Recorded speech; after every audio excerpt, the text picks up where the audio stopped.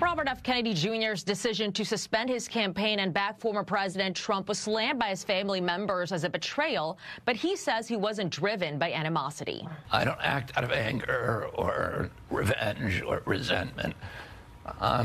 It's a bad motivation. It's like swallowing poison and hoping someone else will die. And so I don't do it.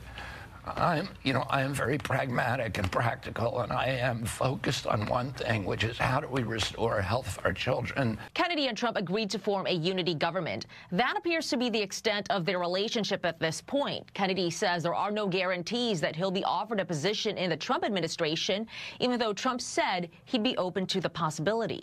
I met with President Trump, with his family, with his closer advisors, and we just made a general commitment that we were going to work together. The jury is out on whether Kennedy helps Trump's bid. His polling took a major hit, dipping into the low single digits after President Biden dropped out of the race. But Fox News polls last month show Kennedy pulling support from Trump in key battleground states like Pennsylvania and Wisconsin.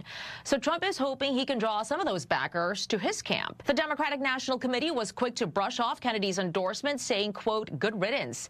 They're coming off a high after last week's convention. Vice President Kamala Harris's campaign says they've raised a record $540 million since they launched last month. And this week, they're kicking off a bus tour in Georgia. This is the first time Harris and her running mate Tim Walz will campaign together in the state. Yet criticisms that her speech at the DNC lacked policy particulars or that she has yet to give a sit-down interview continue to hound her. Trump is expected to head to Michigan and Pennsylvania this week. In Washington, Mallory Rivera, Fox News.